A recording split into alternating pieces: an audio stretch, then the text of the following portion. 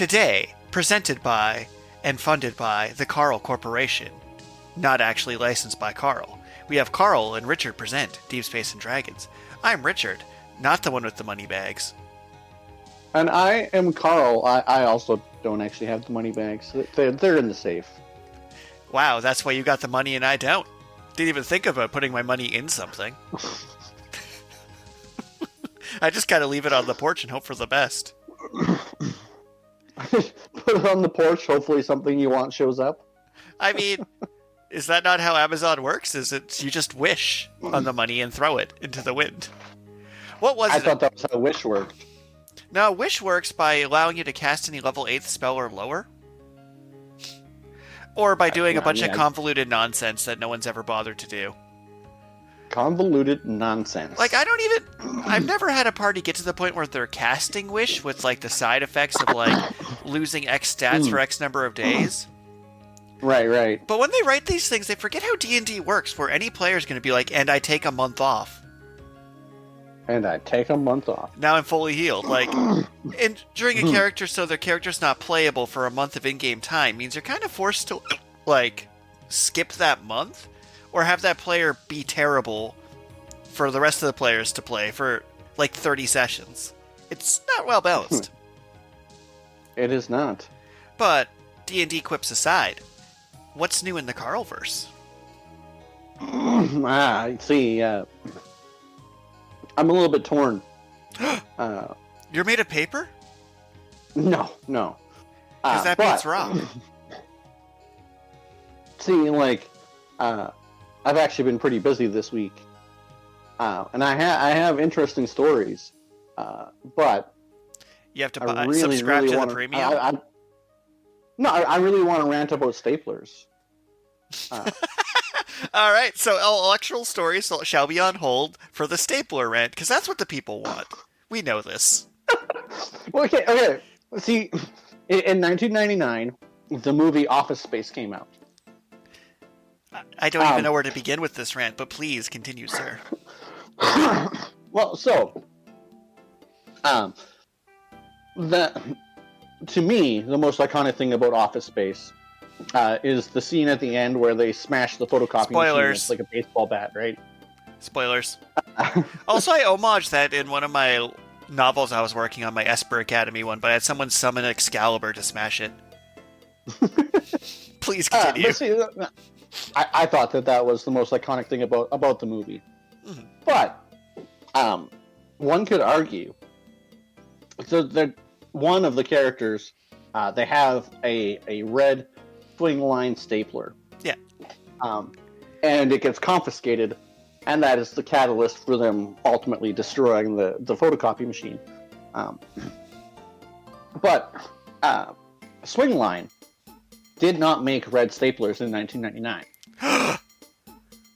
The stapler was painted red by the cast and crew, so it would stand out on set better, and in shoots or whatever, right?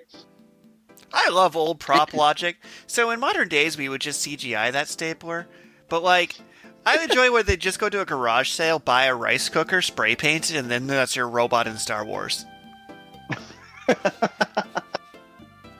Well, okay, so, I mean, the stapler from the movie is a 646 stapler.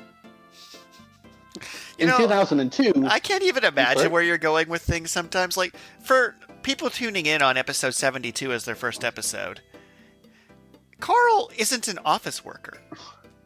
That is all. You may resume your story.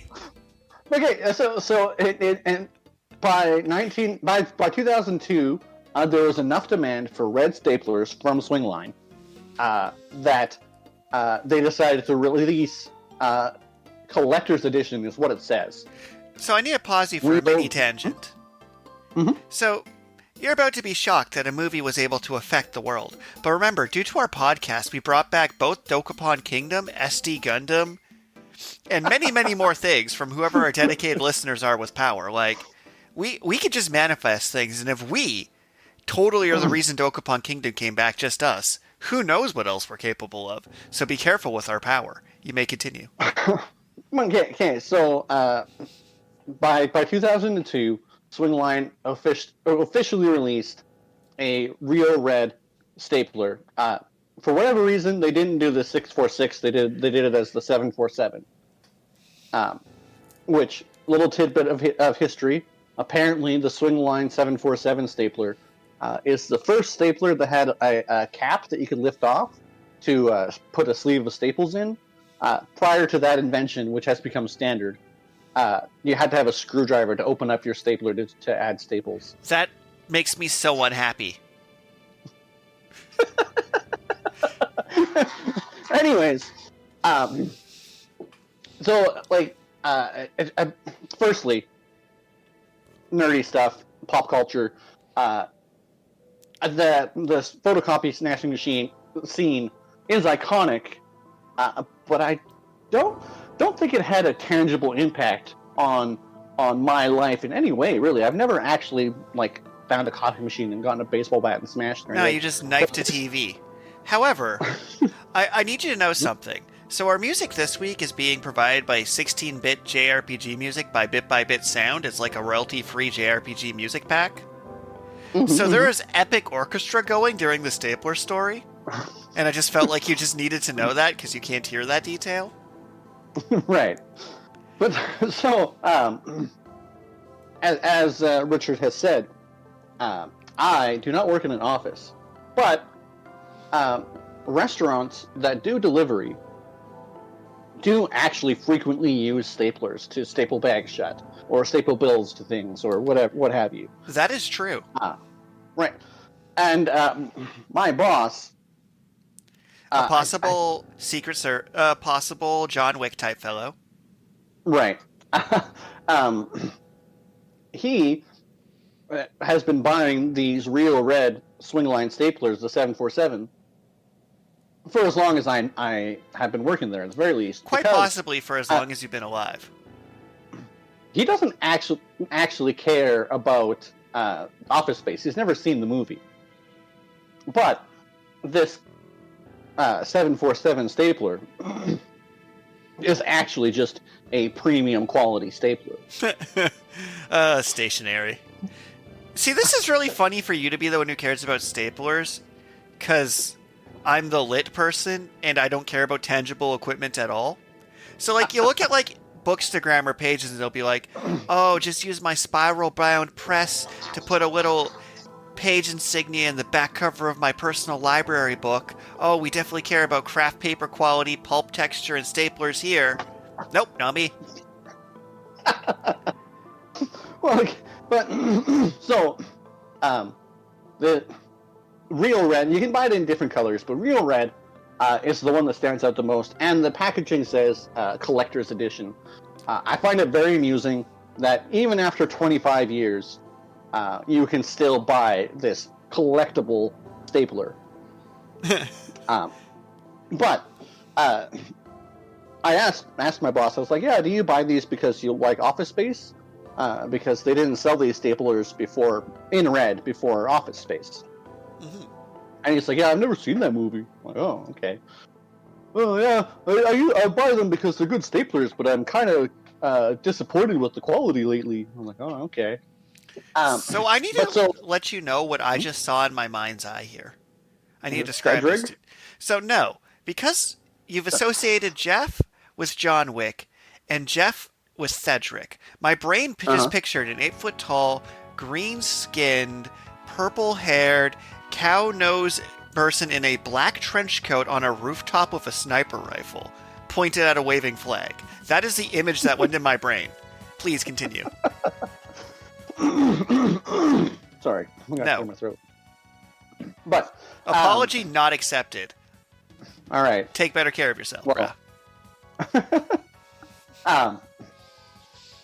but so he has an older one of these staplers, and he has a newer one that was bought within the past year at least. And I when he said that he was disappointed with the quality, I look at them, and I'm like, huh. The older one, it says Swingline on it, but it's like a metal emblem that's like a piece that's actually like clipped on. and then it has the cap is metal, the arm is metal, the slider inside that moves the staplers is metal, and then the base is completely metal. And instead of a traditional spring, it has like a locking mechanism that also acts as a spring. So we have this running joke where we're not sponsored. However, swing line. Depending on how See, they might not like the fact that I noticed. They on the new stapler, it still says 747, and 747 is like embossed on the end of this stapler, so you know what model number you have. And I guess we're at war with Big Stapler now. The base has like a rubber foot, so it doesn't slide around on your desk if you're actually using it on a desk. We don't generally use it on a desk, but and then, like I said, there's the spring. So normal staplers use like a coil spring. Yes. I like to fidget with things like TV remote covers and stuff, and I fidgeted with a stapler enough that it's like when it pops open and then the spring flies out. Yeah. Or most staplers just have the rails along the side that kind of clip into place. Yeah. And if you fidget with them too much, then the clips wear down and it doesn't clip in place anymore. So like I really appreciate the fidget-friendly stapler mechanism. I appreciate the locking mechanism that also acts as a spring without being a coil spring. Mm-hmm. But when I compared that to the new stapler, they've removed the metal plaque that says swing line, and it's just swing line is just printed on there. The 747 on the front of the stapler, they switched to a cheaper font to emboss.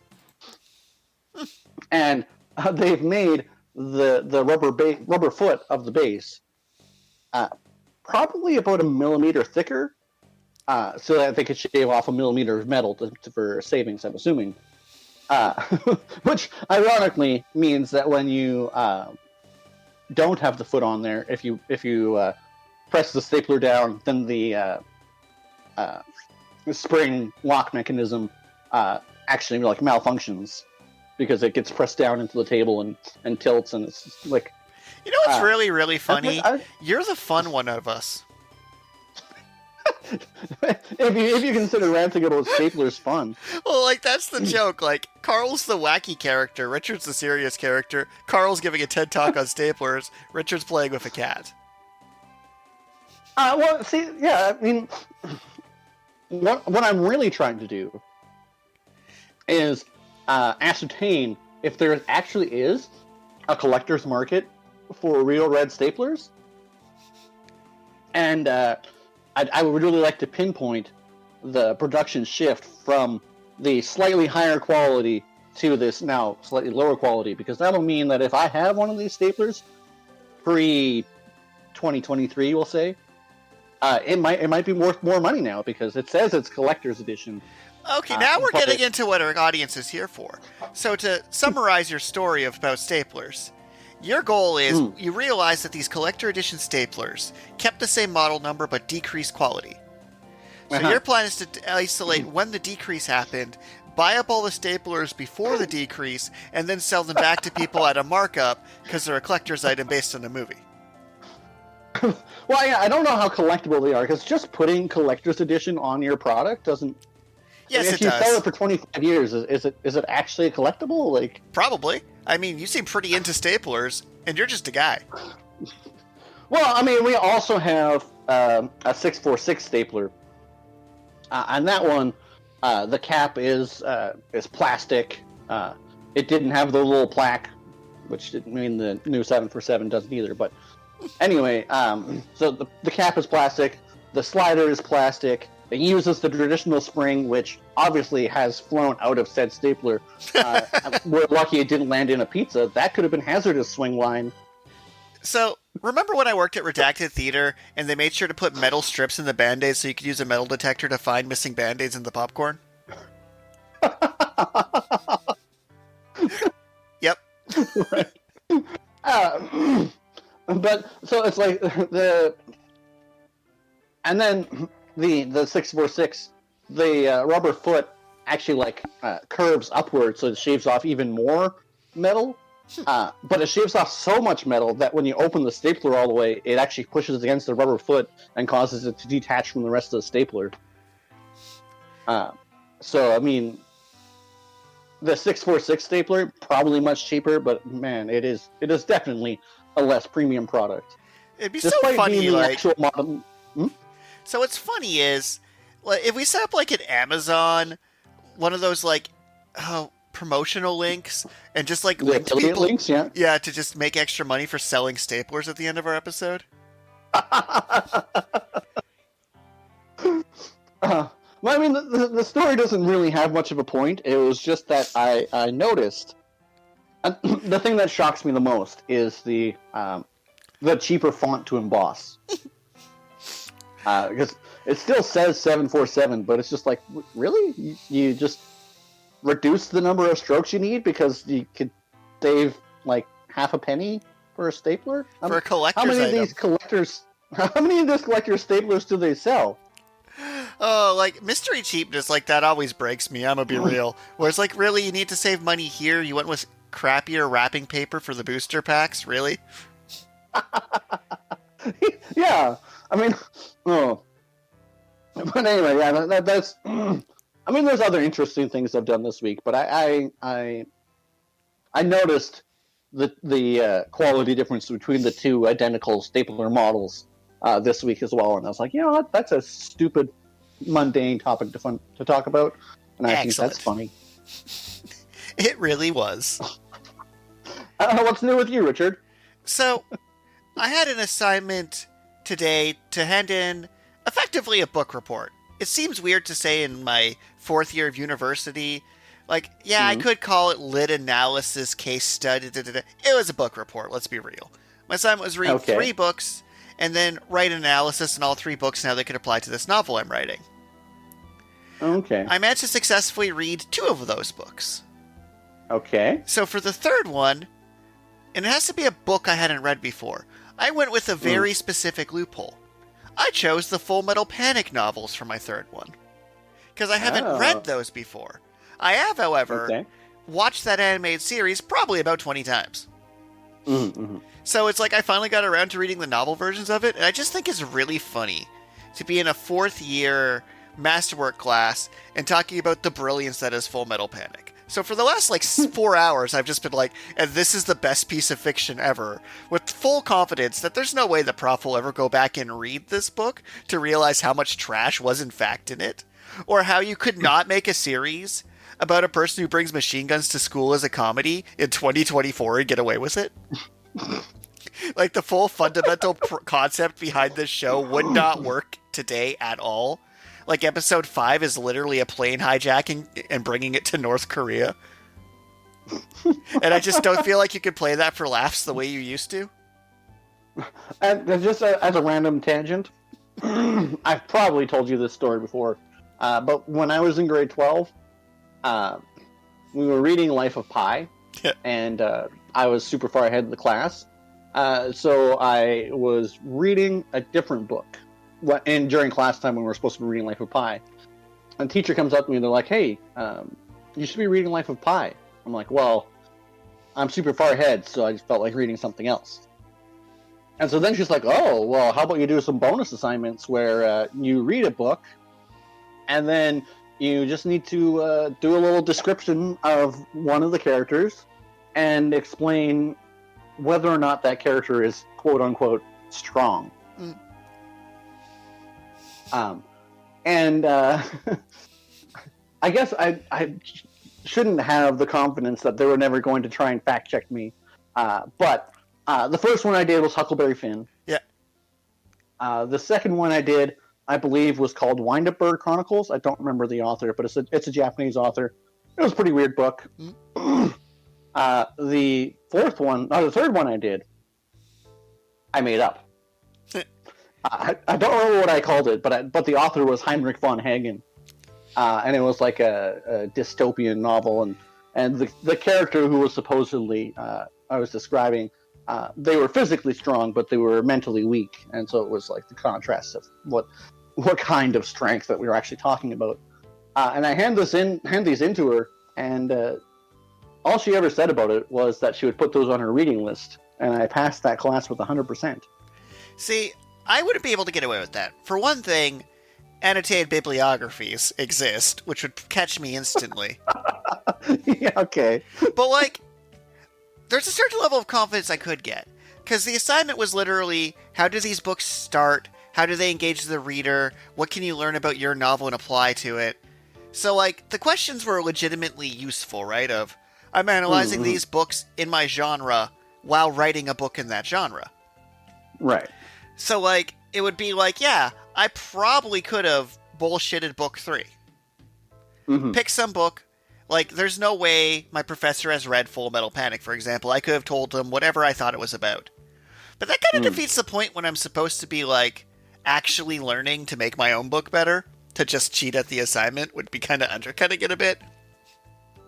Oh, yeah. I mean, the stakes for my assignment were much lower because it was just bonus marks, I guess. It's kind of funny. Like, I had an assignment where I had to give a presentation on a hypothetical publishing house. And, like, I did up, like, the fake letterhead with the fake logo and the fake email address and phone numbers. I got weirdly into this assignment because ADHD be like that. And it's like, I got 100% on this assignment. But this assignment's only worth 5% of my final grade. So the difference between me doing custom letterhead, putting in a logo, putting in contact information, and making this fake email from this fake publishing house look really nice, and me just doodling on a napkin was like 1% of my final grade would be the difference. Because, like, if I got a 50 on that assignment, that still would have given me 3 out of 5 points. Where... Okay, but so this book report assignment, how much of that is worth of your final grade? Oh, this is like worth 20%. The book report? Yeah. It's worth a fifth of it. You don't want to try and... well, the thing is, like I do. Read 3 entire novels, and had I not had my Sharingan, I would have read 3 novels over the course of the term. Because I knew I could read 3 novels in a weekend, I just did that. Sharingan. And, like, the only real reason I picked Full Metal Panic for the third one is I'm like, okay, if I speed read this, I have enough of this information living and rent-free in my brain till I die that I won't have to reread it. But also, I just really want to talk about Full Metal Panic to this trained doctorate of English professor. Because I want to justify why this is, in fact, one of the best sci-fi novels ever written, despite the anime girl on the cover. Like, it's just such a wacko series where our character is a doofy war nut. Oh, why's that? Oh, from his time in Iraq. You're like, wait, what? Look at this wacky... Yeah, okay. Like, the show's, like, premise, like, oh, look at this wacky character using a bomb to blow up a shoe locker he thinks a bomb's in. And you're like, yeah, because of that time his friend died to a bomb in his shoe locker. Wow. It's like his slapstick comedy is... Never actually watched or read Full Metal Panic. You've talked about it a lot, and you've recommended it, but I just never actually... Yeah, go on J Novel Club, and you should be able to sign up for your membership and get the first volume for free. Ah. And you can just read it on your phone. I highly recommend it because it's good. Either start with Full Metal Panic or start with Full Metal Panic short stories. They have the entire first chapter of both of them for free anyway with the preview button. But yeah, no, I do recommend it because it makes me happy. And I could read you 3,000 words right now about why it's well written and just glaze over the not well written stuff. Like the fact that in the early 2000s when this was written, panty raids were a socially acceptable wacky doodle comedy thing instead of being straight up assault. Wow. How the world has changed. Probably for the better on that one. That was probably bad. Oh, yeah. That was definitely bad. That is condemnable behavior. Absolutely. But, like, this series puts that as that's a bad thing to do because it's bad, and then the person gets beat with a baseball bat because it was bad. So, like, they did the bit. It's one of those things, like, you're both glorifying a bit and also explaining that this is bad for comedy. Puts you in a gray area of how canceled you should be. Also, SpongeBob had a panty raid episode. Just putting that out there. Oh, really? Yeah, just straight up. Yep. Well, panty raids are like the entire plot of Dr. Slump, so... Wait, really? No, well, I mean, there's definitely a lot other stuff in there, too, but... So, I thought you said Dr. Stone at first, and my brain went through so many loops. Because Dr. Slump, maybe, but Dr. Stone, I'm like, wait, what? Yeah, Dr. Stone, definitely not. Dr. Slump just does that. Dr. Sende is makes much more sense given when that was written. Like, early Dragon Ball is a very different creature than late Dragon Ball. That is also very true. Like, oh man, is that a character arc? But yeah, I also kind of sabotage myself for the assignment. Because my big project is a collection of short stories that tell a full story. And a lot of questions on this assignment were, how does this book start? And then how does it keep you invested 30 pages in, 60 pages in? But I mostly read short story collections. The short story is over 30 pages in. It's just another short story. Oh no. And then I had to do an extra book for my book report because there's Full Metal Panic and Full Metal Panic short stories, or Fumafu. And I read both books because one's a short story collection, one isn't. So they worked at answering different questions. Plus I wanted to be like, does the short story collection actually work if you don't read the original? And it does, shockingly. Huh. If you just start on the short story collection, it gives you enough information in a very clean manner in like 2 pages that you're good to go. Where they're like, this kid has caused more property damage than anyone. Yeah, he's from a war torn country. Are you sure it's not because a large cash donation came with his enrollment? We ignore that. That pretty much gets you up to speed to the premise in like 30 seconds flat. Are you sure you're not just letting him get away with it because of the large cash donation? Don't worry about it. Walk it off. Well, yeah, I mean, you were saying he uses a bomb to defuse another bomb. Which is the most strategic... Sounds like a bad idea. To be fair, the justification's pretty solid. So it's like, imagine you see a brown paper bag on the patio to your house. Mm-hmm. You see this brown paper bag, it's kind of warm, it smells funky, and it's wriggling a bit.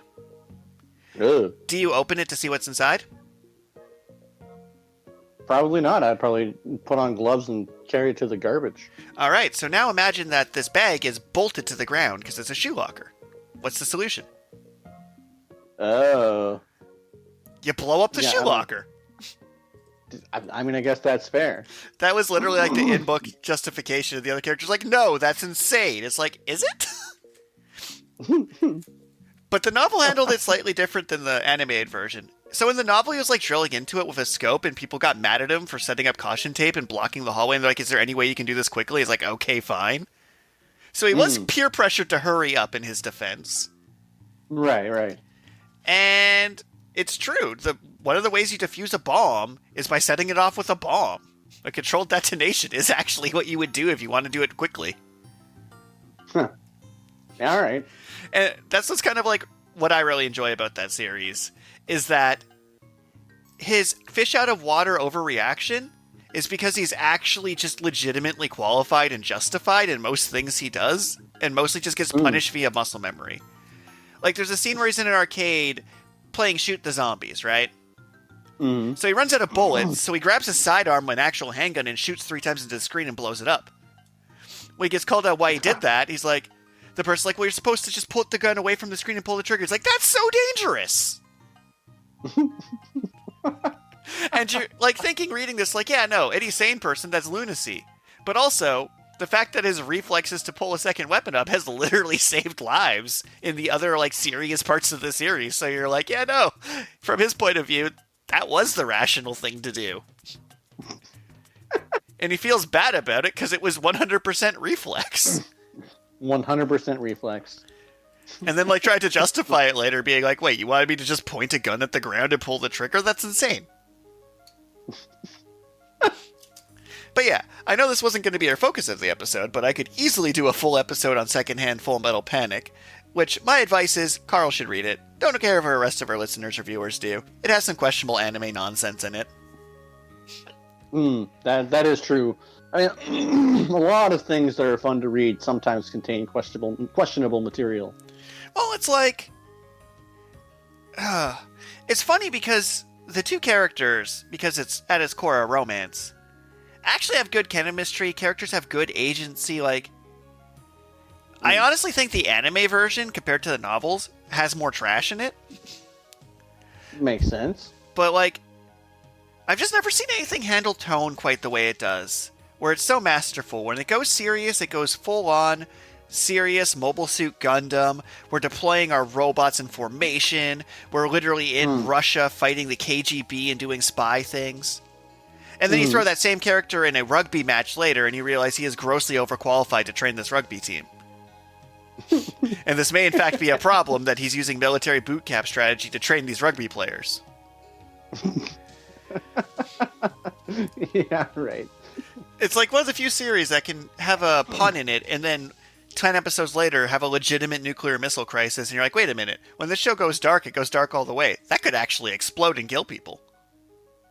There is no plot armor, and bullets actually hurt you in this show. If you get shot, you've been shot. That's bad. Yeah, that makes sense. Yeah. Bullets killing you in anime is always the weirdest thing. I think the funniest anime trope, just to go off on a mini tangent, is when a character has a gun that doesn't harm people, and they describe it like magic or MacGuffins are better than guns, but the gun's just worse at being a gun. So like in Soul Eater, it's like I fire compressed chunks of my soul wavelengths, and it knocks people out. It's like, that's less effective than a bullet for what you're trying to do. Like, Fairy Tail is the worst for that, where a character's power is summoning swords and slashing people. But there's no blood allowed in that show, so the sword just doesn't cut people somehow. Yeah. And I'm like, but your power is swords. No one ever dies in this show, and your power is swords. How? This seems less your magical sword seems less effective than a regular one for some reason. It's like, how can you blow up a mountain, but it doesn't kill people? Mini tangents aside, this whole opening section has just been a tangent because we haven't even touched on what our actual topic is. That's true. I'm still trying to kind of like suss out our actual topic. Like, I maybe thought whenever it was game complexity. It was. I was just seeing if the universe went another direction. Maybe you'd get really into my Full Metal Panic rant and this go another 30 minutes. I can dream. All right. So, game complexity, because this is another rant for you. Longtime listeners will know we are talking about rock, paper, scissors based games, game engines, mechanics, and we just enjoy indie game creation in this channel, be it TTRPGs, tabletop, someday video game. It's just hobby work we enjoy. Right. Low-key, I literally am in an anthology on 9th level games, and they're Level 1 magazine, if anyone wants to check that out and download it. A plug for a free magazine I'm in. Anywho, onto the topic of complexity for games. Recently, and this should have been the What's New With Me, but I was just really into this Full Metal Panic essay.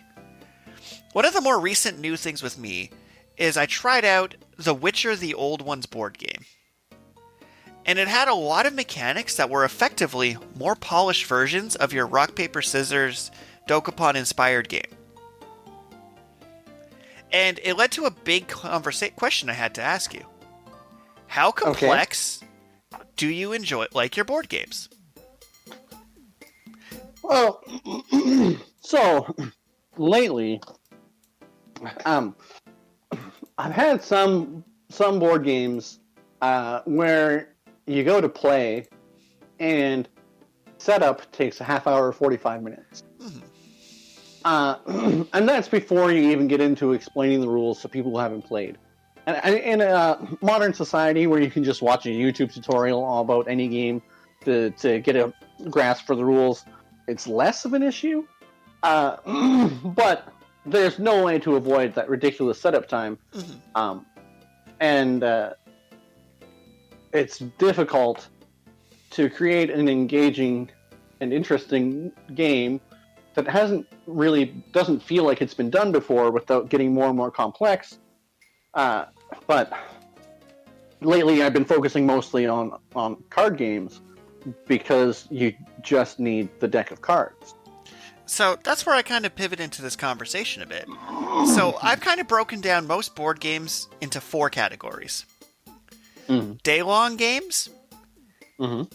2 to 3 hour long games, Mm-hmm. half-hour games, 5-minute games. Okay. So your day-long game is like Eldritch Horror, House on the Hill, technically Risk when played incorrectly. More like the fancier Risks, like your full Lord of the Rings or Risk 2033 AD ones. Or Axis and Allies. Axis Some and great Allies. games, but And these are games that is all you're doing that day. They're more complex than D&D. So, Right. like this Witcher game, my friend had already had set up before I got there. We had an hour before the second friend arrived for me to watch a YouTube video, read the rulebook, look at all the parts. It was the deluxe Kickstarter one with 3D printed miniatures instead of tokens, character tracking boards that use little wooden cubes as tokens in the board to track your levels. And this game was luxe. It had PvP, player versus environment, almost AI functioning enemy battles, Oh. where like your enemy deck would be your number of life the enemy have with the number of cards in their deck, and the deck cards would flip over, and based on different conditions, other players would vote whether they wanted to attack you or charge you, and that would depend on what card effects it has. They had mechanics where if you go exploring the map and pick up hint tokens, you can get a first turn surprise round on the enemy because you did research on them. So you can actually go and prep for a fight, but someone might kill the thing while you're prepping. Right. And the combat system was actually so cool, I almost want to make a card game based on it. Okay. So you have your deck of cards in front of you, and they come in different colors, like red for sword attacks, yellow for magic, blue for yada da da da. And each card will have little like nodes on the side of the card. Where, for example, if you do like a pirouette, you can combo that into a spell or another attack. So the combat system is you physically chaining cards that combo together to deal damage to flip off cards off the top of the boss's health. But some of these cards will literally have like reaction symbols where the boss will react because you hit them and do like a panicked charge or withdraw in its shell. And like the gameplay of this is literally start your turn, go to a square on the map, each square does something different. Choose if you want to flip over an event card to explore, if you want to buy some potions, if you want to level up your stats, if you want to track your enemy, if you want to fight the battle. When you fight players or other creatures, you're using this card draw system. Then at the end of your turn, it's a full deck builder where you get a new card at the end of each turn, which ups your life total, and then you can swap out your bad cards for better cards. This game is a full experience. Basically, any mechanic you would need to play a Dokapon game, this had some variation of it. Its core gameplay mechanic being chaining cards together like Flesh and Blood cards, and building your deck, but also potions were separate cards, items were separate cards, killing monsters gave you trophies, trophies had passive effects, like I killed a hag and it let me move an extra square. Your combat cards you'd have to discard to move to squares, so it would make you have less attacks on your first turn if you moved around too much on your turn. Like, it was a very, very well-constructed, elegant game. But it's a day-long game. Any individual piece of that game, the build a deck to combat PvP, the monster hunting, the board explanation, the side gambling poker game they put in it, where you do dice poker to just straight up gamble. When players PvP, there's a mechanic rule for you gambling on who wins the PvP to get gold from the bank. Like, this game had mechanics on mechanics, and there's like 3 like DLC-sized expansion kits for the game that weren't even set up, like one that just lets you play as a sorcerer instead of a witcher, which has just completely different objectives. Oh. And the reason I give this rant is, this game was really cool. We did not finish a game of it. I went for a cheap win, and then it didn't technically count, because it turns out I can't jump witchers at schools. Yeah. And it's not like the game was confusing. Most of the rules were written in the player tip cards on the board in front of you, and we watched an instructional video. It just had a very large scope. And the box is like 90 minutes to 2 hours, and like 6 hours later, like, no, it wasn't. Yeah, okay. So, like, that game is just like a full experience of complexity. That would be like my top tier. Which is what happens if you want a game that has PvP and PvE in your board game. Because then you just have time to do both things. Right. And then, like, to delve down the complexity a bit, then you get to, like, your risks and your monopolies, which are, like, your traditional grindy games, but really only have a singular objective. Like, one game I really enjoy in the next tier below is Shadow Hunters, Okay. which is like a PvP, PvE monster hunting game where half the players are monsters, half the players are heroes, half the players are villains, and you try and have to figure out who's what, so you can then, like, take them down. Right. And that one, actually, you play a game in half an hour to an hour. Yeah, okay. And then you get to get, like, your exploding kittens type things, which is literally just the deck of cards as your entire game. Right. So part of why I start with this rant, though, is even your card games, though, a game of Commander and Magic where you have 5 players with 100-card decks can still be a full experience, too. I was going to say, one of the things that is also new with me that I didn't go on about, I have a work friend, and... You have other friends? Oh, I don't like that. Well, so his name is James T. Kirk. Perfect. Good cover. Or it's the truth. It's so hard to tell. Anyways, and he likes Magic, and his roommate. I don't know if he has any more recent cards, but he has. I love casual formats. So like Play and Chase, Arc Enemy, all the dual decks.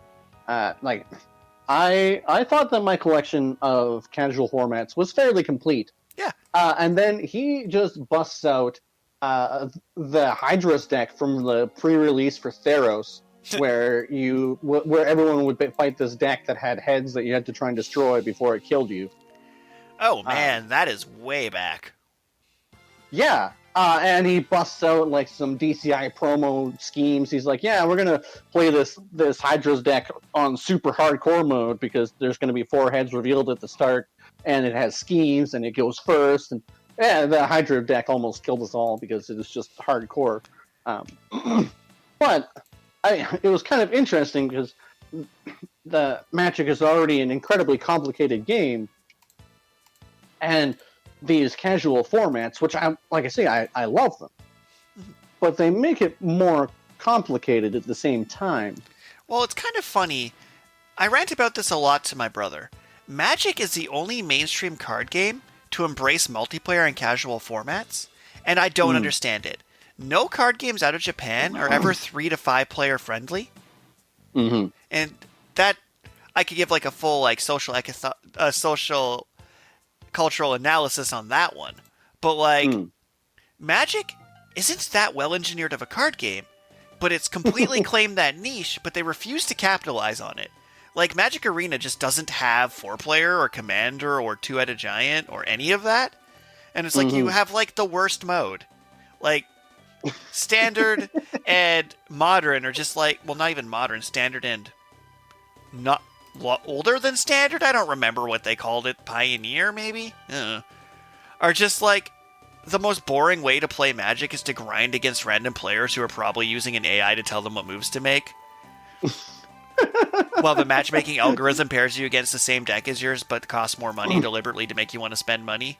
And it's just like, man, the fun parts of this game are not being done by the makers. I'm also just kind of bitter at the new set for a dumb reason. Oh? So they're doing a Redwall theme set. They're not going to call it that, but it is. That is one of my favorite possible things they could be doing. Right. But they stopped doing blocks. So it's like, okay, you're doing this awesome mouse, weasel, frog, squirrel set that'll only matter for this one block, but they release so much extra crap now. So I'm looking at spoilers, I'm like, oh, you printed all the planeswalkers as like woodland folk? Like there's a Liliana vest that has a squirrel artwork? And I'm like, what does that come in? Not the booster packs, in the premium booster packs.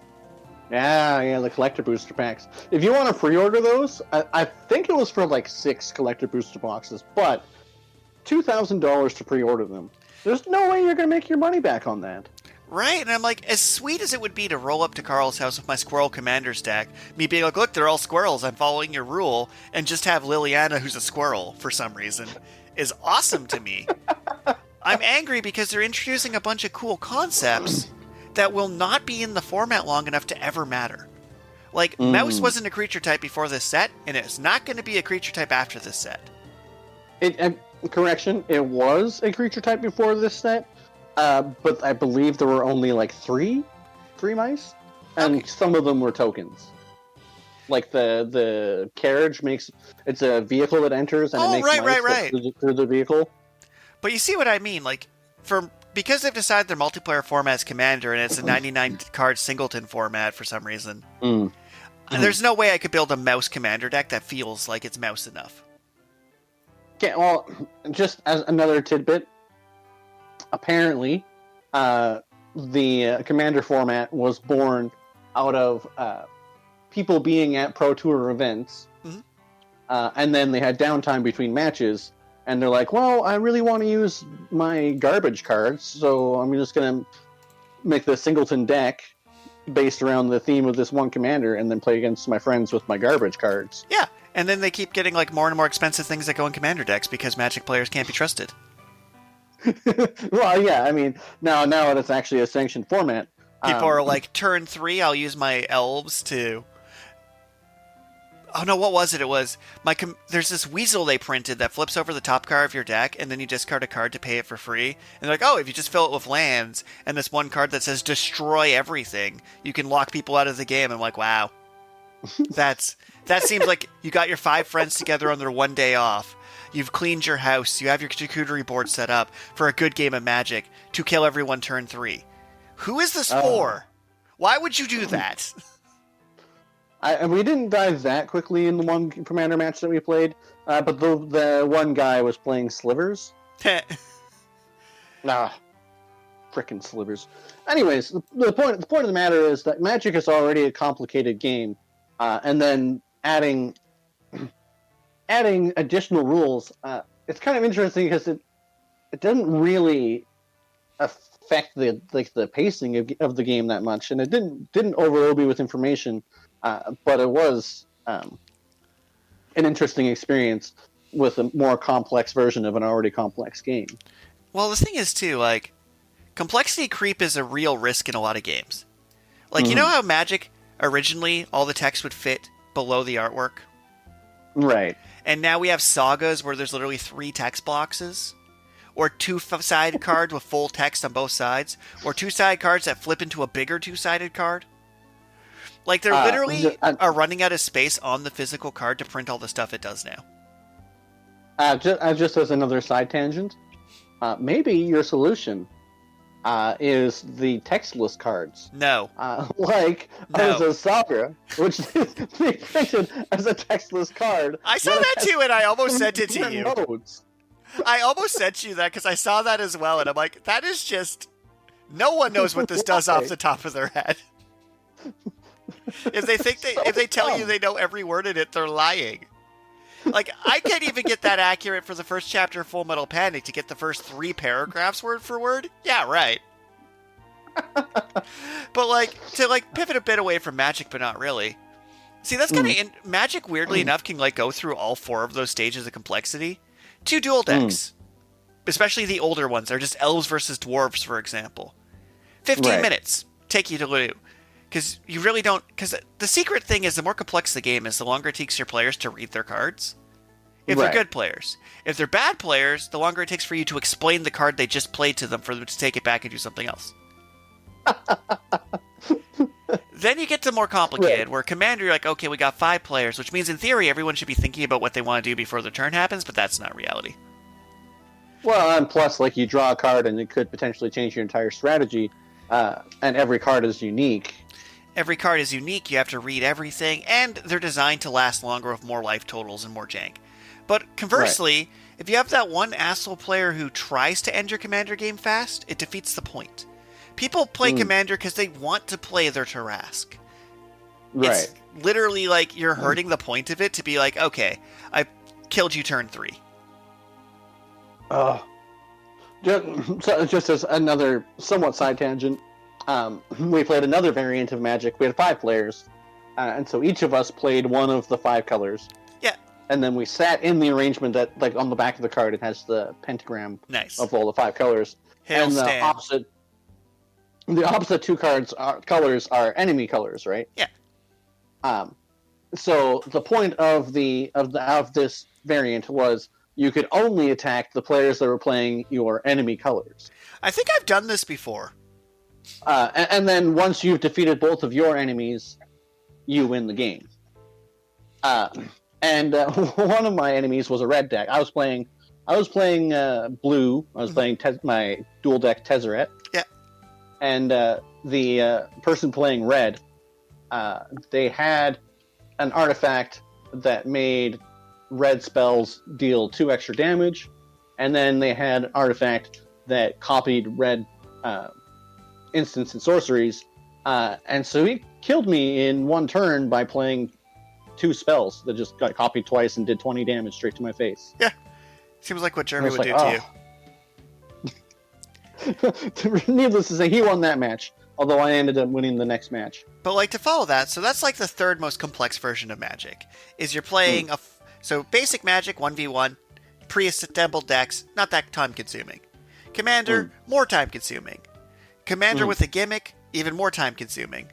But the worst way to play Magic known to man, the worst way, I will never do it, is when someone has a bunch of cards at random. It's like, let's all build decks. Ooh. I keep having people suggest this. Right? Like, oh, there's a bunch of cards. Why don't we all build a deck then play? That is a 48-hour endeavor. And the better you are at Magic, the slower it is. Right. The more knowledge you have about the game, the worse this experience becomes for everybody. Right. Like a booster draft, where you just build your deck out of opening 3 packs, or even a cube draft, where each player builds their deck in a draft structure. That's like a step above complexity for Commander, because it's Commander, but you had to build your decks first. Right. But just looking through random trading cards and playing games with them is the worst, and I hate it.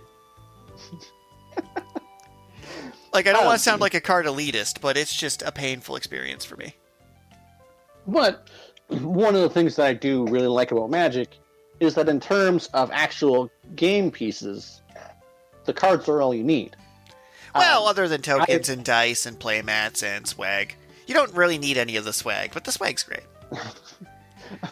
I mean, I suppose the way to track counters and whatnot is relevant. So, like, to give a little bit of shout out to, weirdly enough, the Dragon Ball Super card game, which is a Magic variant, let's be honest.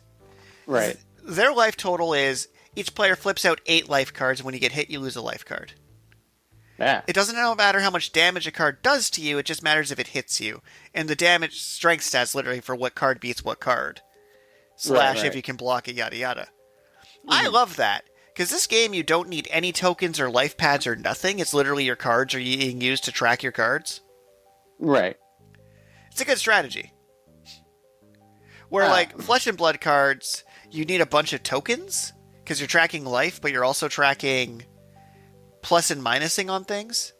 And Magic, you need a jar of pennies or something. They use way too many counters. And they've gotten kind of obnoxious with it. Put a Death Touch counter on your card. Okay, Satan. I'll just find my Death Touch counter.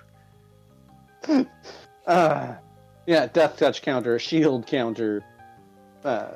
See, I was fine when all counters were +1, +1, or -1, -1. Partly because those numbers negate each other. So you never have a mix, right? You either have +1, you're either in the negatives or they're positives, and you're just using beads. That's great. Or like, but then they're just starting to get like janky with it. Let's be real. But so coming back to The Witcher, Games in general, yes. I did try to find a rule book, and I must have downloaded a in development version because it had a bunch of stuff where it was like, oh, and example would go here or whatever. But trying to read through those rules, the board setup, and then it's like the character tracking, right? Like the deck building, combat, like exploring. You're right that game is just so massive in scope that it's a day. Well, it's like I personally would cut it up into chunks and play each of the chunks as its own game. Where, like, the thing is, due to the power of, and I know there's a lot of friends I have with ADHD are like this, people enjoy a complex game if that is the thing they're there to do specifically. So if you're specifically meeting up for Eldritch Horror or The Witcher, and you like are setting up your game in advance, and this is the thing you're doing that day, it's worth it. That Witcher game was sick. By the time we'd watched the instructional videos, eaten our food, had our snacks, and got into the game flow of the game, we felt accomplished. A complex game makes you feel smart playing it and feel satisfied winning it.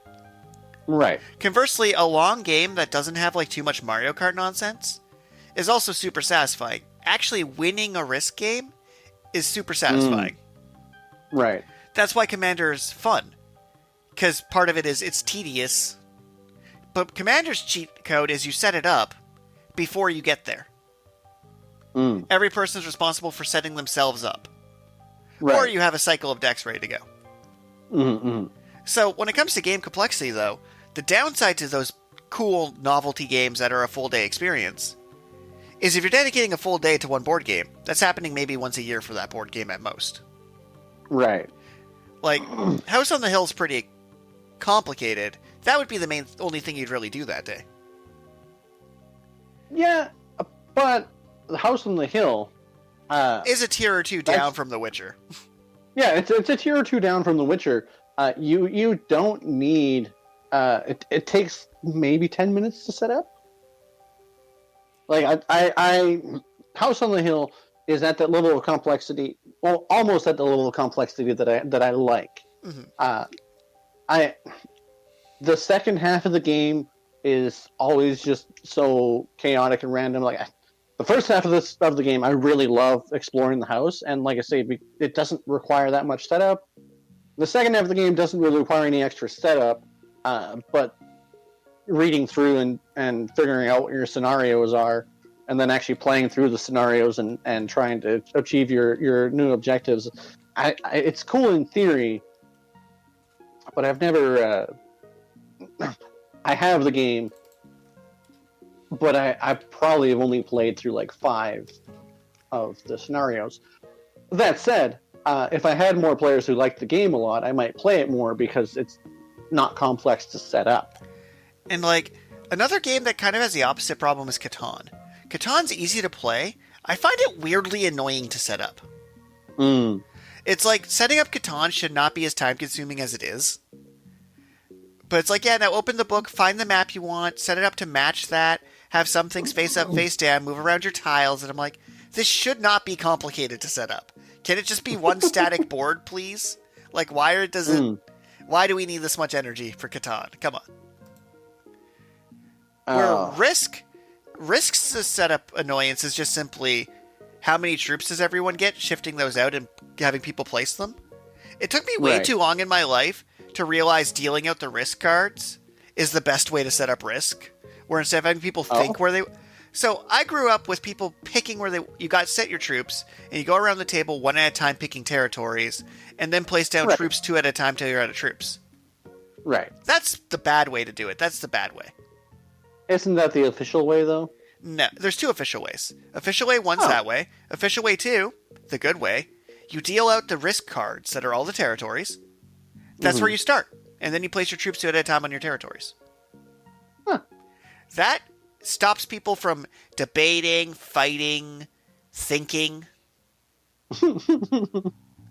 Because once you see where your starting territories are outside your will, it becomes much easier where you put your troops. You put your troops wherever your territories are closely grouped, or all in Australia to screw over one particular person. Right. But, like I said, I haven't played Risk in years because it's such a long game. The only versions I played are, like, digitally over Zoom during lockdown, when boredom hit a certain peak point. Well, and then there's something satisfying about playing with, like, physical board and games and stuff. But rules enforcement, gameplay setup, games being digital just makes sense.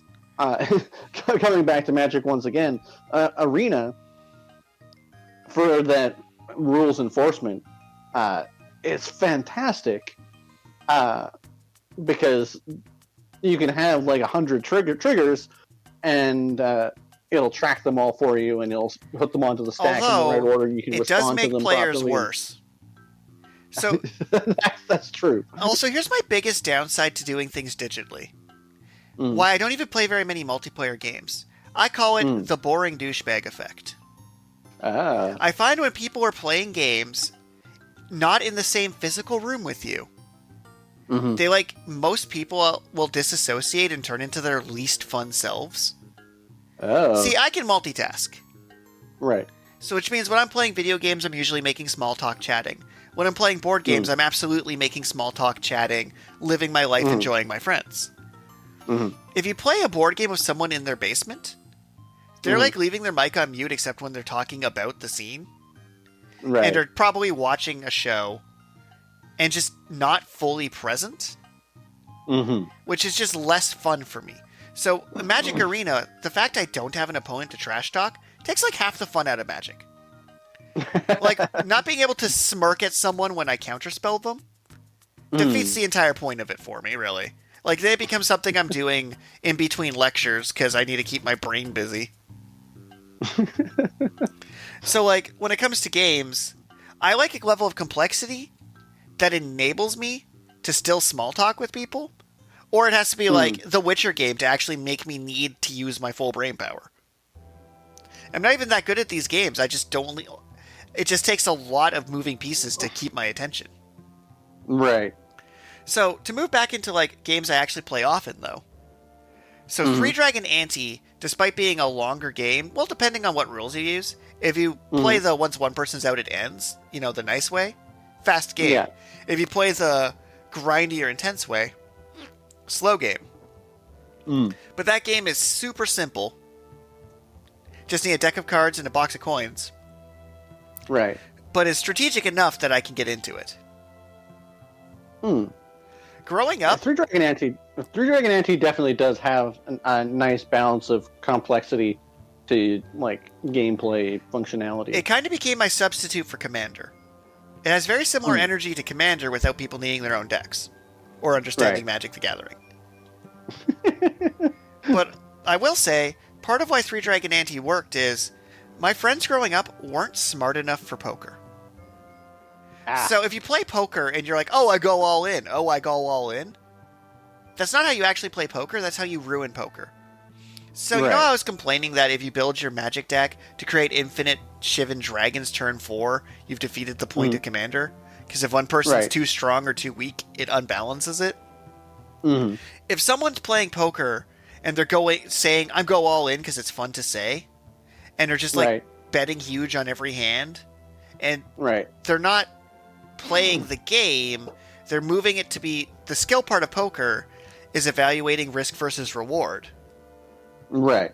If you're not actually looking at your cards or thinking about it, you're actually ruining the game for everybody. Right. Because there's no strategy anymore. Yeah, because people will have to fold because it's not worth the risk proposition, and then they lose their... Well, they won't fold. What'll happen is they'll realize this person's an idiot and also go all in and just flip a coin to see who continues to play poker. Which then, why'd you bother setting up the poker table and shuffling the cards? Fair. But, moving on to, other, intro games and things for game complexity. So, for your game you're working on, where do you fall on those 4 tiers? Is this a full day affair like the inspiration of Dokapon Kingdom of we literally have to book off a 3-day weekend to beat it? Do you want it to be not too long to set up, like Risk or Monopoly, but you sit there playing it for several hours? Or do you want it to be a game you can play a few games of? Because that kind of changes where my critiques are at, when we figure out where the goal is at. I mean, my goal is probably the 30 minutes to an hour mark. Because, Exploding Kittens doesn't have enough depth to be worth playing more than 2 or 3 games of in one sitting. Right. That is a game you play while waiting for your friends to show up for game night. Yeah, see, I am not sure whether or not the Rock, Paper, Scissors has the depth to be played multiple times. Well, it definitely can be if restructured to do so. As we were talking about our earlier episode, the easiest cheat code is once you have your core game mechanic cards in, adding the fun, wacky other cards. That's the go-to. Even Uno has Uno Flip, Uno Reverse, Uno Bombs, Uno Oops All Bombs. Because the core mechanic of Uno isn't that interesting. It's Uno. Right. But you can spice it up real easy. Or something with more depth to it, like Disney Villainous, where each character has their own objectives and objective cards, is right between the Eldritch Horror level of complexity and the Monopoly level of complexity. Probably like square in the middle. I do not like Villainous, mostly because your objective has next to nothing to do with the other player's objectives. So it's kind of like you're all playing your own game. Mm-hmm. I don't know. I don't super vibe on that one either. It's not super high up on the list of games that when they come out, I'm like, oh, I'm all about this. I recently played, it was like a Clue spy assassin game, where it was Clue, but one of the players was the one trying to kill everybody. Oh. So, like, you had to figure out who was the actual assassin, and they could set traps on the Clue board for you. Oh. Sheesh. So it's like they like fused Clue and Werewolf together. Okay. That was sweet. I cannot for the life of me remember what it was called. Bummer. And then, like, another, like, game that's more inexperienced, which I deeply hate because it became Among Us, was the Werewolf game, where you literally close your eyes, point out who's the werewolf, and basically just talk at each other. Because those games, much like poker, are only fun if you have people who take it seriously. Because you know what usually happens to me in Werewolf? I'll give a super logical argument, like, because this person was this and this person was this, statistically it needs to be this person or this person, and be like, oh, he's talking too much, kill him. And I'm like, well, cool, it didn't really matter if I was good or evil, you killed me because I'm Richard, which is fair. Completely sensible choice, but kind of undercut that. But that one's more a party game than anything. Same with Cards Against Humanity. Calling that a game is a bit of a stretch. It's an activity. Yeah, I don't like Cards Against Humanity or similar games. I'll play them because they can be fun as an activity with friends, but they are definitely not. I would never suggest playing them because the level of complexity in those games is too low. And it's all about the social interactions and not actually about the gameplay itself. And I don't know. I'm not a huge fan of like Among Us or the playing Werewolf or like so.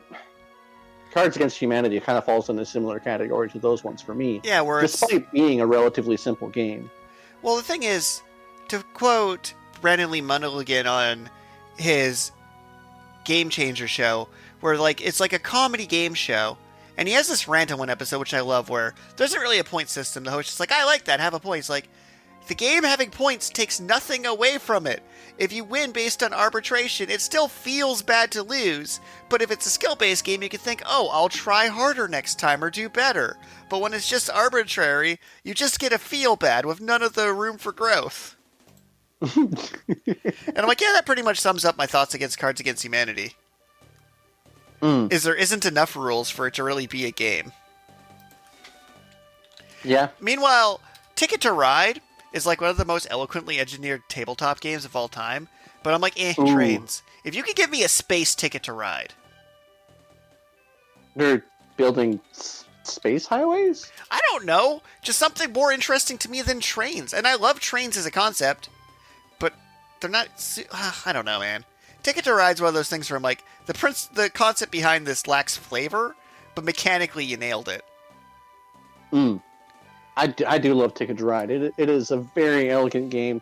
It's worthy of the awards that it's won for being like best game of the year in 2007 or whatever. Like, it was. I pulled up a list of top 50 must-have board games as sitting at number 2, losing out to Catan, which I don't think is fair. I think it's better engineered than Catan. It probably is. It's easier to set up and has less randomness. Right? Like, it's almost 100%. It's almost 100% skill based, but has enough factors going on. It's not instant win or lose. And then you get to like Dominion, the OG deck builder, and it's like, yeah, a lot of these more complex games just slide Dominion into the game. Like The Witcher's just like, oh, we should probably throw Dominion in here while we're at it. Was that number 3? Dominion? Dominion was 4. Casacone is number 3, but I don't have experience with it. I do not have experience with it. Do you? I've I've played that actual version once, but basically, you reveal tiles, and people will take turns choosing a tile to add to the map. And then you're trying to create an enclosed territory with like roads and stuff. And so then where you place your tile, what tiles you pick, and the higher value tiles make you go lower in the turn order on the next turn. So sometimes you want to pick a low value tile so that you can go first on the next round. And that one, Carcassonne is definitely a very interesting game that is simple to set up and complex and nuanced in the rules. So it's sitting pretty high up there, like Ticket to Ride up there. Yeah, I mean, the rules are a little bit on the complex side, but the setup is pretty simple, and that game is a lot of fun. The version I play more often is the discount version called King Domino, with the same basic mechanics, except for you don't have shared territory. You're just trying to build your own territory. And so then you can make choices to try and screw over other players, or you can make choices to affect where you go in turn order for the next pick. And you're just trying to get the most stars in adjacent matching territories, basically. Yeah. And then we have King of Tokyo, which feels arbitrary as hell, but I love. King of Tokyo? It's not a full day game by any means. Like, I played it with you and you don't really remember it. Well, that's like each iconic monster. And you're like rolling dice to get like energy dice and heart dice, and the main mechanic is like how many dice you keep or re-roll to like punch the kaiju who's in the center, and then the one who's in the center has to fight everyone to be king of the kaiju. Right. That's a game that, like I was saying earlier, is the opposite of Ticket to Ride, where it's like, okay, you're mechanically but you're so aesthetically pleasing to me. Your flavor is so good. Right. And, like, to loop back around, like, what would you say are your top 3 most played games? And then what's your favorite game? And is it in that list? What are my top 3 most played games? Well, not counting Magic. We do not need another Magic lecture this episode. No. My most played games are mostly games that you can play with a deck of cards. Okay, I'm going to be more specific. Donkey. Not using a poker deck. Most played board games or card games that are standalone games. Glad you were more specific. You made me be like this. I'm normally chill, honest. But I'm the fun one, so. I say looking at the antacids on my desk like I'm a chill person. Honestly, I don't know. Well, I'll start with a few of mine and see how it balances for you. Mm-hmm. So, that Shadowhunters game comes up a lot when I go to game nights. Exploding Kittens almost happens every time. Mm-hmm. And Three Dragon Ante I've gotten to happen a few times. Munchkin's on like a weird permaban, and I'm not sure why. And that's weird. Yeah, it's mostly like the Shadowhunters game, Exploding Kittens, and usually some sort of like gimmick Uno work the list. But none of those are really my favorite. Mm-hmm. Probably my favorite board game I played recently is actually that Witcher's game, despite how intense it was. Like, I would rematch that, but I'm fully cognitively aware that it's easier to teach people D&D. Well, see, like, I have a lot of games that I have really enjoyed. Boss Monster, that one's a lot of fun. Oh, man, building out. If I had that, dungeon.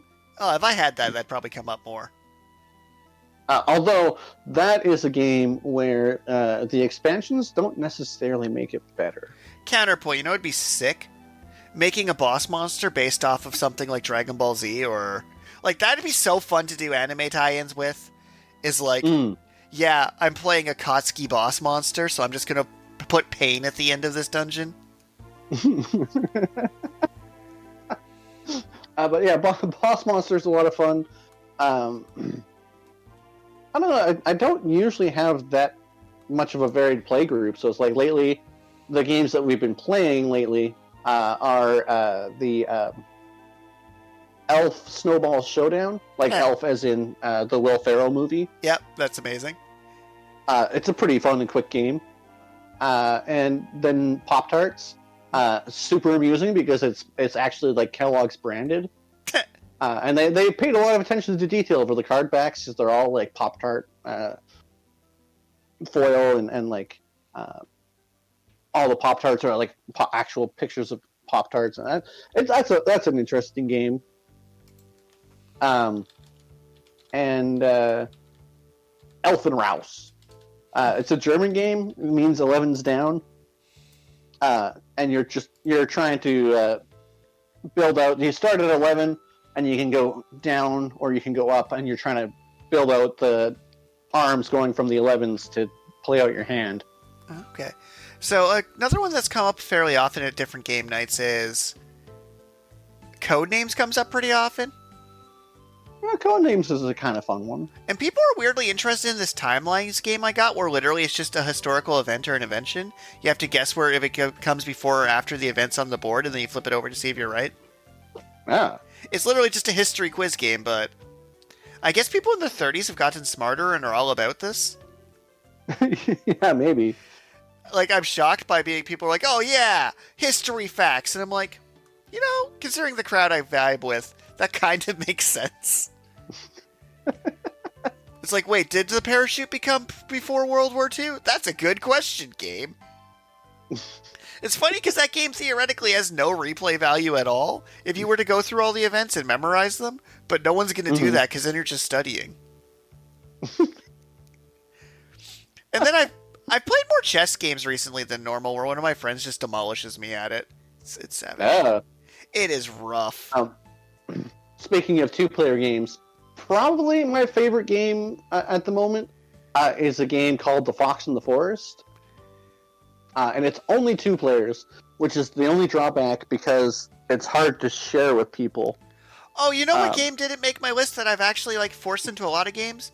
My boy Unstable Unicorns. But only the base set. Only the base set, I learned. Oh, yeah?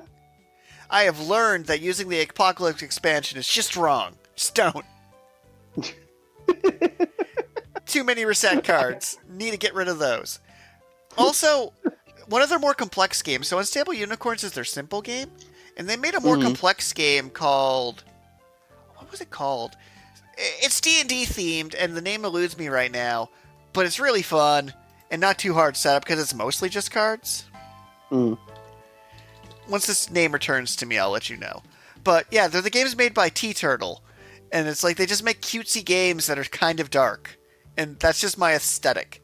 Unicorn with a... Happy Little Dinosaurs? Yes, that was the third one. Happy Little Dinosaurs. But no, they have another game. That is a good one.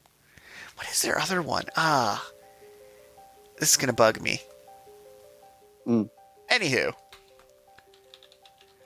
So for game complexity, I guess the question comes do you want to be unstable It feels like Unstable Unicorns complex is where you want to be. Here to Slay was the game I couldn't remember. Oh, really? I have that game. Yeah, I like that game. It's fun. It's D&D themed, and it's also it's like each game they make it slightly better. Okay. And I like that.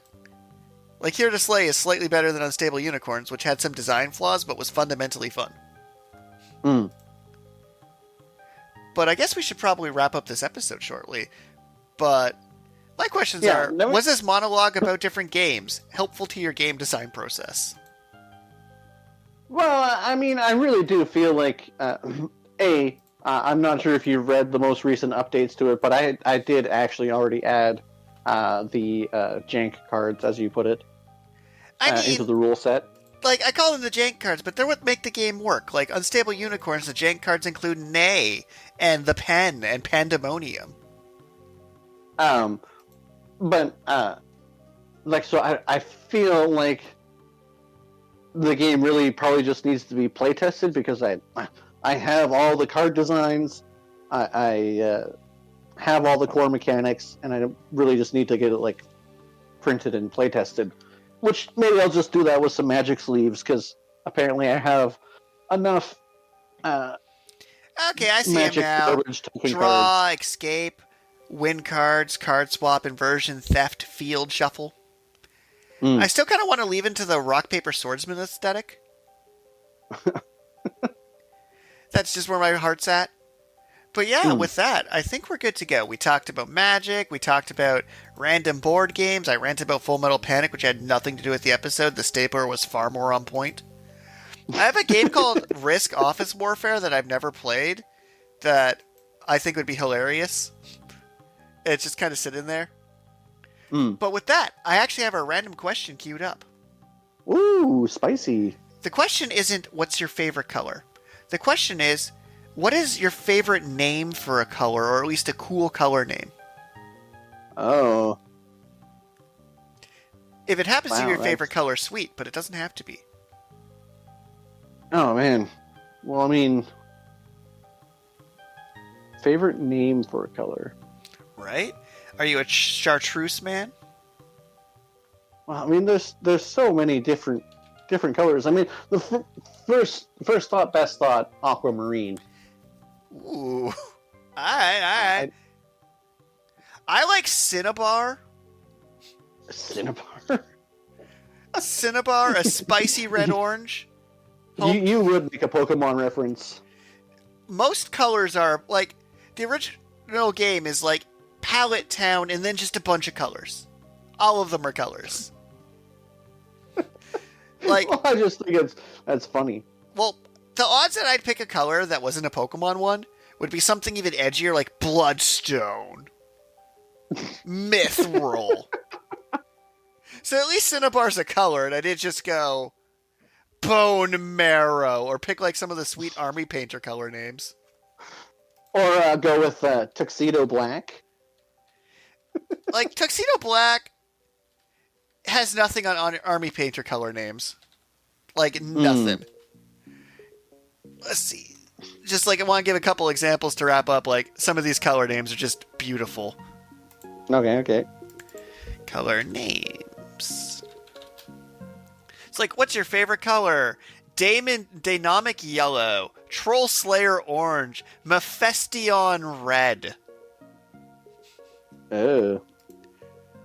Woodsy brown? That's a good color. Necrotic flesh. Ooh, that's not a good color. Ugh. Angel green? Why? Why is angel green? Angel's not green. I call nonsense on this entire concept. Hydra turquoise amuses me, because I don't think about hydras being turquoise, but I enjoy that. Huh. Yeah, because hydras are green. Yeah, but if you want a turquoise hydra, that'd be the color. And with that, thank you for everyone for tuning in to Richard and Karl present Deep Space and Dragons. We have episodes, watch them. I have books, buy them. I don't know, just put money in an envelope and label it Karl and see if it gets to him. I'm sure if you put in the detective work, you could get it pretty close. Well, make sure it's Karl with a K, though, because, I don't think there's that many Karls with a K in Saskatchewan, even. Like, we've definitely doxed you enough that if they leave envelopes of cash at places that have been mentioned, it'll eventually find its way to you if they put in enough cash envelopes. Oh, yeah, if someone just drops off a bag of money at every pizza store in the city, one of them will be mine. Annoyingly, Saskatchewan has a disproportional number of pizza stores. Like, that's a thing they're famous for, is they have more restaurants than they should have because it's miserable outside. But thank you all for tuning in. If you want us to talk about your game on stream, send me it, and I will play it and talk about it. Yeah, that sounds like a grand old time. Right? I don't know. We don't really have a closing tagline, so bye. Self-care, bye! Honestly, self-care is a pretty great tag. Like, it's not quite catchy enough. Like, we need something like, remember, Richard, like a Sonic says, Richard and Karl say, drink a bottle of water. And end every episode like that. Oh, we should do it. Just be aggressively powerful. 72 episodes in. Oh, we finally got our catchphrase. Hey, I have a post reel button. I could add a catchphrase in at the end that auto plays after every episode. We have that technology. Normally, you think it'd be for like an advertiser or something. No, drink a bottle of water. Get some vitamin D. Pet a cat. Unless you're allergic, then pet a not cat.